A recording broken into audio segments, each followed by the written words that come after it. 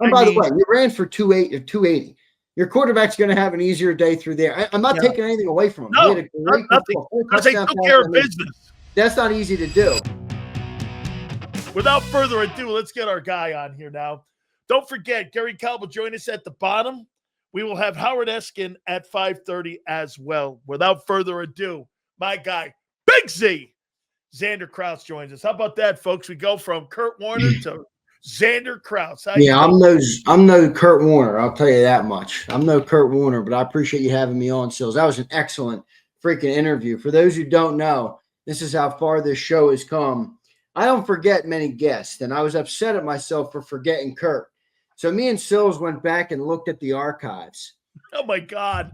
In the first month of the National Football Show, which was May of 2021, the end of April at the draft is when we launched this show in 2021. In the very first month that Big Sills was on this channel, he brought on Kurt Warner.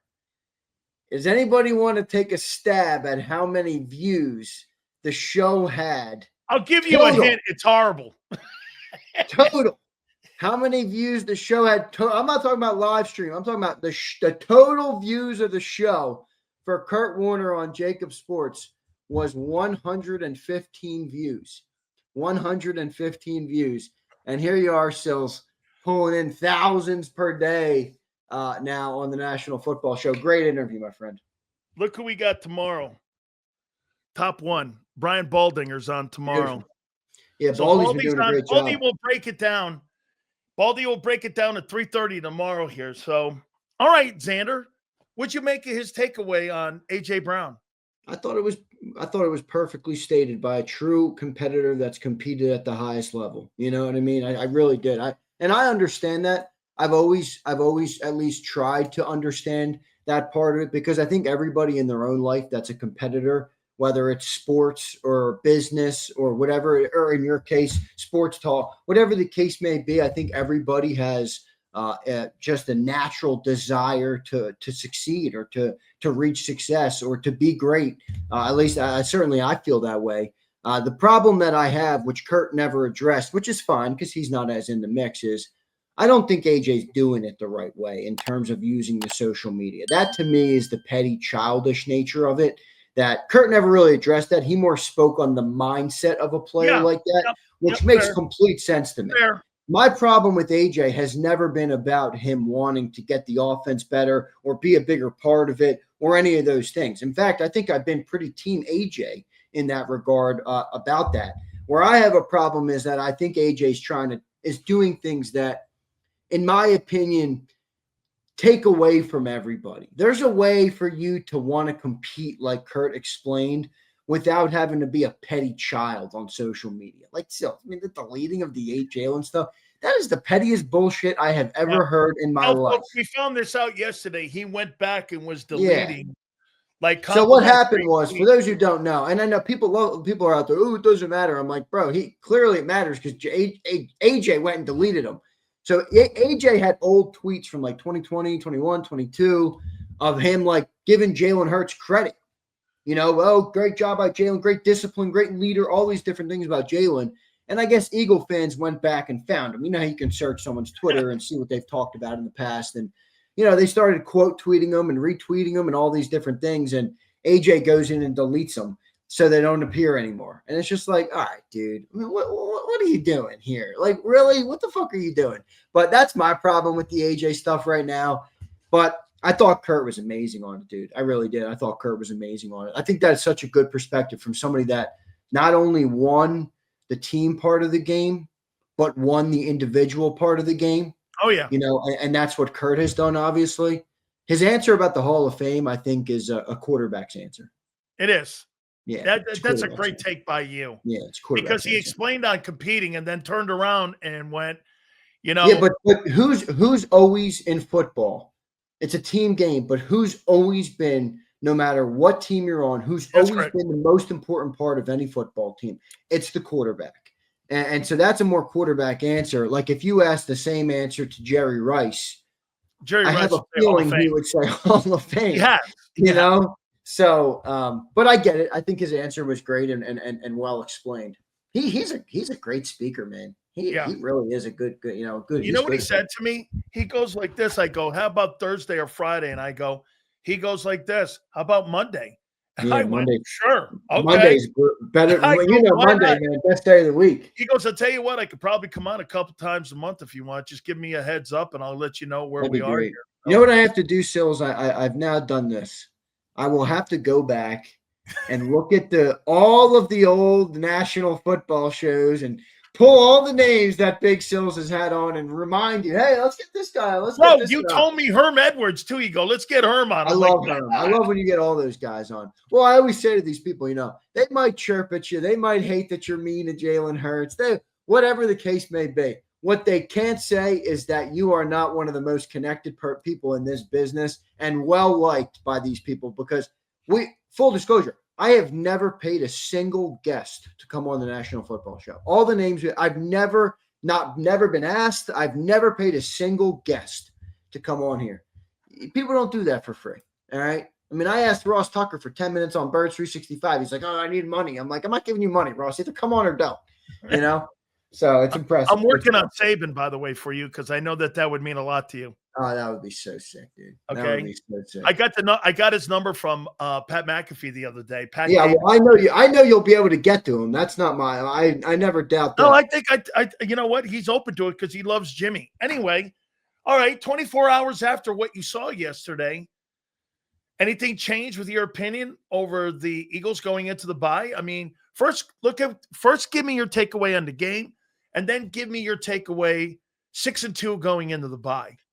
I mean, my takeaway on the game is that you did what you were supposed to do in terms of beating up on that team. I think that's what we expected when we played the New York Giants this year. I mean, we all made predictions on the schedule at the beginning of the year. We all expected to beat the shit out of the New York Giants twice. They beat the shit out of us. Right. They beat the crap out of us the first time. We kind of returned the favor, belt to ass, and that's what we should have done. I'm very intrigued and optimistic by the response of Jalen Hurts after the two poor games that he played earlier with the two losses. I think what his response is one of the things I love most about Jalen when the pressure seems to fill up in the pipe the most and reach his highest points. The guy delivers. And that to me is an intangible trait that you can't teach. And Jalen has that. And I think that's a great positive. And I mean, I think to be honest with you, the running game is the big thing there. I mean, and I don't know that we're going to be able to run week in and week out because that's a shoddy run defense and a shoddy team. But it's good to get it going, man. 270, I will say this: the team still is a little boomer bust in some regards. Yeah, right. Very true. Like the running game, it's either Kurt kind of said that. It's either 60 yards in a game or it's 280. Yeah. Jalen Hurts, it's either a perfect passer rating and 4 touchdowns or it's 0 completions in the second half. You know what I mean? So that part of it, I think they still want to be a little bit more consistent. But overall, man, I think this team is in a really good place. I think they're a really good team. And I heard something today I saw something on social media today from Ike Reese. He's one of the few that I actually really do like that's over on the radio station. And he said, sometimes your biggest competitor isn't who's lining up on the other side. Sometimes your biggest competitor is yourself. And I thought they beat that competitor this week. And I thought that was an excellent take by Ike Reese.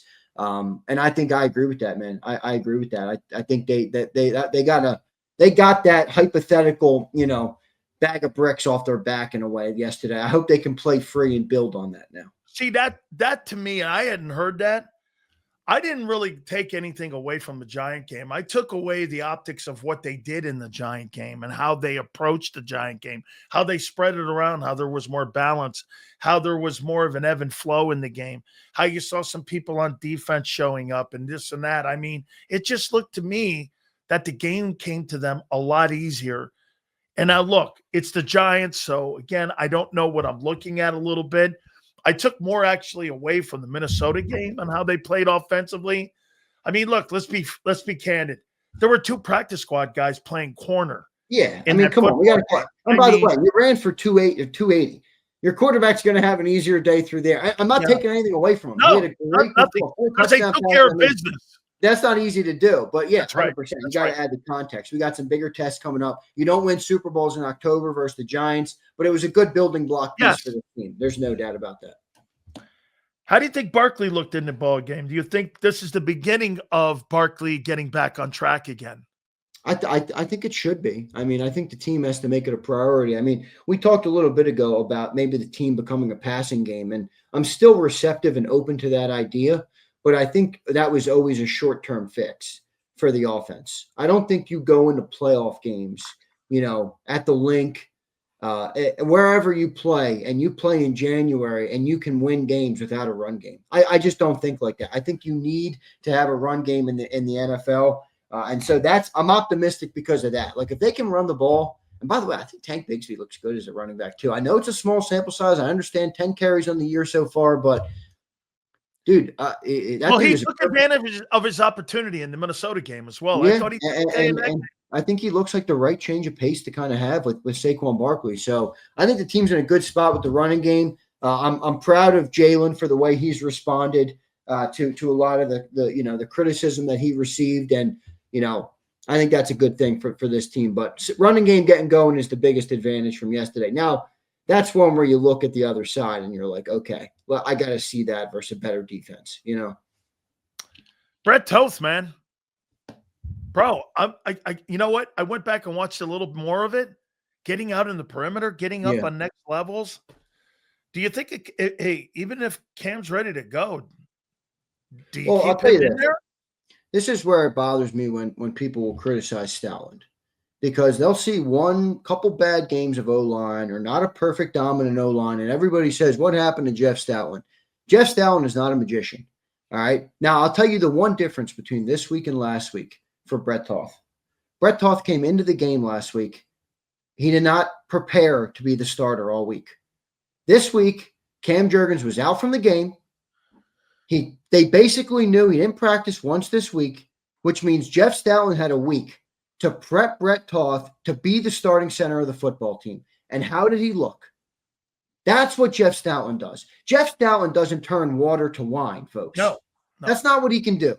No. But when you give him a week to prepare, he will get the most out of a player. And you could see him do that this week with Brett Toth. But you're right. I mean, Toth deserves a lot of credit, man.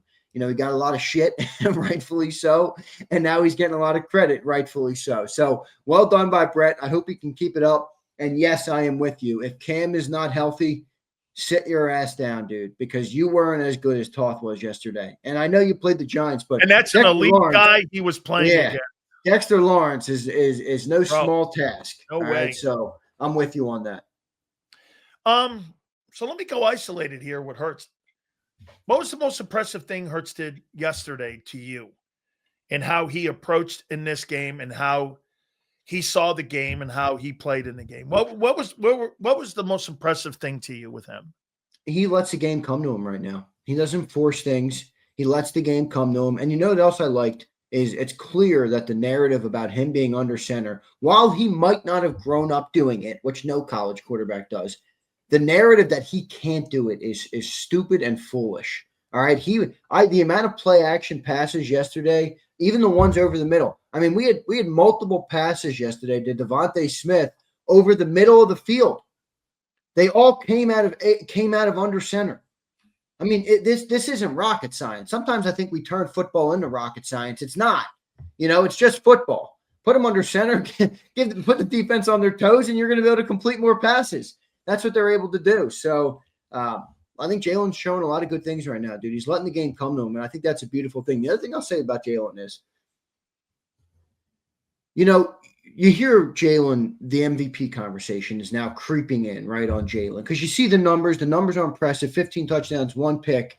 And I think one of the reasons that Jalen is able to be in that conversation, despite having poor performances, poor halves of football where you don't complete a pass. I mean, that's basically unheard of for a quarterback in today's day and age. But here he is a couple weeks later, and he's in that conversation. And I think that's because Jalen has mitigated the lows so much. They might look ugly passing, but he doesn't throw 3 picks. And they win. And they win the game.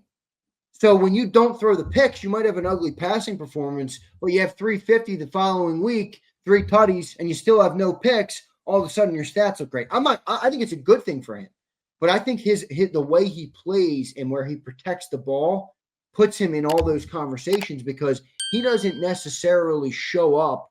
Remember, it is a stat league, dude. Like, I know stats don't tell the full story, but how much football talk is consumed by stats? Completely, the entire game. Even guys who shouldn't be focused on stats are. There's Hall of Fame voters who go off stats. That's kind of the name of the game. And when you look at Jalen's stats, he doesn't make bad throws. He doesn't turn the football over. So he grades out highly because he doesn't take a lot. He doesn't put the ball in harm's way, and then when he does have his big games, which inevitably come, the stats look really good. And I think he deserves a lot of credit for that. He's just not a high volume passer though, dude. I mean, he'll never I think be. You're right about that. I'm okay with that though, dude. I've moved on from that conversation. I know he's not. Well, we need a great running game. We need to help him out with a good defense, as most quarterbacks need. Put the things around him, and when Jalen needs to make the plays to win the ball games, put the ball in his hands. He's proven to me he can do it. And until he proves to me that he can't do it in a big moment where the playoffs come and he's got to throw us to a win and he can't do it, I think we got to take the good with the bad with the player. I mean, seriously, I think, and I'm guilty of this. I admit it, everybody. I'm guilty of this. Sometimes I think we just expect too much greatness all the time from Jalen. Like, dude, not every player is going to be great all the time, every play, week in and week out. Hey, look at Josh Allen a couple weeks ago. It's like your Dak conversation. Dak's played great for 7 weeks, and one bad game. No. Dog, Zander. Well, maybe that's a better point though, because everybody's graded that way. Look at that. Everybody says Dak sucks. Dak was one of the best QBs in football the first 7 weeks. Baker Mayfield stunk yesterday against the Saints. He's still in the MVP conversation. You're right. It's a week-to-week league. I think some of that comes on Jalen, though, with how good the roster is perceived to be. You know what I mean? Like, you have great receivers and a running game and the O-line. And even if it's not all true all the time, it's jealousy. That's the perception, is that Jalen has the best offense around him in football. So when he doesn't live up to it or he doesn't have the great game, I think people immediately go to, got to be better, which I think is, in some regards, it's just human nature. But, I will say I was probably a little too hard. If Josh Allen was 0 for 10 or 0 for 8, the Bills are getting beat 30-0. They're not winning that game if Josh Allen's not starring in that game. Okay, and Bush is being able to get 200 yards in a football game because 17's on the field. Cook, right. Cook's on the field. Bush. Cook's on the field. Okay, You're a Reggie Bush guy? No, I don't drink that shit. Bush beer? No. Reggie Bush. The running back. Reggie? Yeah, I said it because you said Bush. I said, are you a Reggie Bush guy? Reggie. I'm good friend. Oh my God, I'm friends with that guy too. I should get his ass on. You should get his ass on. I remember when I was a kid, I used to play Madden. What he thinks of Barkley. I used to play Madden on my PSP or whatever those little handheld PlayStations were back in the day, and I would just be Reggie Bush in that game. Although the biggest memory of Reggie Bush for me is when he got absolutely fucking clobbered. I think that was Sheldon Brown. Was that Sheldon Brown who made that hit on Reggie Bush? That was one of the greatest football hits I've ever seen. Yeah, but he was spectacular in college. He was spectacular in college. What'd you make of Kurt Warner saying that he's not sure that when it comes to how Jalen sees the game or complex schemes and all that, and why maybe AJ's bitching is because it's just, it seems like it's just conditioning drills. It's not really a complex offense. And at the end of it's almost like AJ's getting bored. Yeah, I think AJ eventually is going to have to shut up and buy into what the team is doing.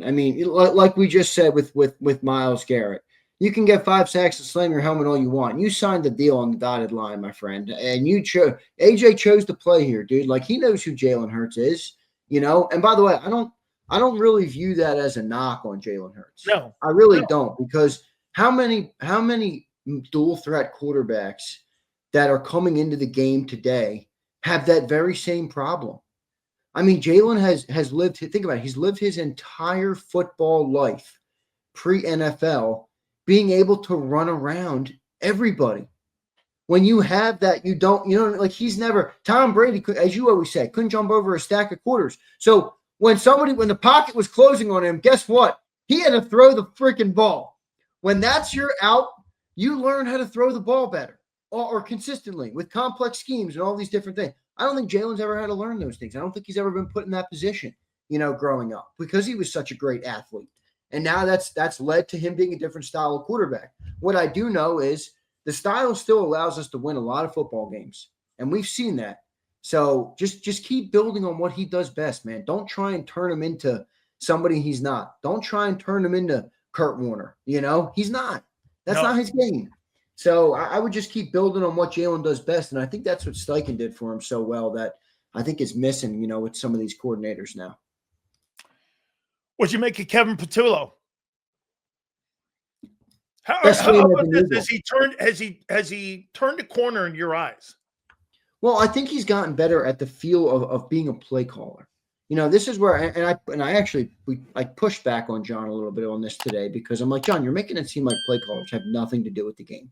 And he's like, no, that's not what I mean. I'm more saying that people who view it from the outside don't know what the goal is of each play, so they can't properly judge a play caller. A play caller still has an impact on the game, on the offense, on the quarterback. And I'm reading the Honest NFL, the guy on Twitter who used to work in front offices in the NFL. He actually worked with the Eagles. John knows who it is. He won't tell me. He won't tell me who the anonymous guy is behind the account. But and he wrote, there is an art. There is you do have to learn being a play caller. You don't just become from a pass game coordinator to play caller and you know what you're doing. There is a learning curve. Most coordinators, it takes a year plus of play calling to be able to learn it. And I think you saw the first positive sign of development in that regard from Kevin Patullo. Some of it is a little head scratching to me because why did it take a rocket scientist to tell you using play action would help things in your run game and your quarterback? I don't know. To me, that feels like some of the easiest stuff. Like that would be the first thing I would try. All right, we're struggling on offense. Let's run the ball and let's play some play action. Old school football. I mean, that's like the most basic form of offense. So that part of it is a little concerning, but I did think he had his best game. I think he deserves some credit. If we're going to criticize him when it looks bad, you got to give him a little credit when it looks good. Make sure you send that link to Gary Cobb if you can. Yeah, I got it. What'd you make of the defense, Zander? Did you think how do you, I mean, we saw sacks again. There's no doubt Nakobe Dean is a better ball player right now than Campbell. It's not a rip on him. That's my biggest takeaway from the game, though, is that Nakobe Dean makes such a difference on this defense. I think they look like they play faster. You know what I'll tell you, though, Sills, that we've had ups and downs on the defense this year. Don't they kind of look like what we expected this summer? Yeah, yes. You lost five guys. Disappointed with them. You know what I mean? You lost 5 guys. Dude, you got a bunch of young guys playing on D. They kind of look like what we all probably expected. They look. I know I said there are going to be no holes again, but I think there's a real element to, you lose that many guys. There's going to be some turnover, some growing pains, and some of those things. And I think you're going through that. I do think you still see a lot of upside with the defense. Yeah. So I think they're still in a good spot defensively. AJ Brown. I mean, no. These next couple games, then we'll get to our supers there. Then we'll get to Gary Cobb. These next couple games with AJ, Green Bay, Detroit, coming out of the bye. Then you got Dallas. Then you got Chicago. Then you got the Raiders. And then you got the Chargers. Yeah, we have a tough schedule. We got a tough schedule coming up. I'll say this about AJ. We are not a better football team without AJ Brown. Nope. Despite what anybody said. We played the Giants 6th and 7th cornerbacks for crying out loud. All right. You're going to play the Lions, the Packers. Now you're getting into November football, November, December football. This is where your money is made. All right. So it's time to get AJ involved. I think the offense can build on what they've been able to do the last 2 weeks, especially this week. I know it was the Giants, but some of the different looks in the run game, some of the under center play action stuff you're seeing, even some of the route concepts. I mean, Devontae Smith over the middle, I saw it multiple times yesterday. Right out of play action. There was even one that got called back from an offensive flag. I forget. I think it was a holding on the offensive line, but Devontae Smith completed a third down that got called back. They were doing that yesterday.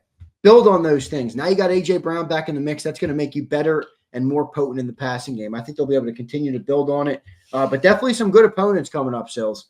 It all depends, Sills, that Packer game. It all depends on what Jordan Love you get. If you get the second half Jordan Love last night, it's going to be a good football game. All right. But sometimes he goes full pumpkin. And he's got a lot of Eli Manning in him.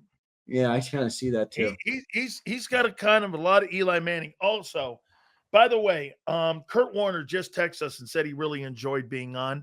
Great. So he'll be on again. So we really appreciate him being on in the first hour. We'll get to Gary Caldwell. Let's get to some of these supers, Zander. Yeah, that's right. We only have a few here.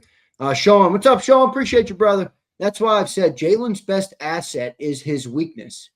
I don't know what you mean exactly.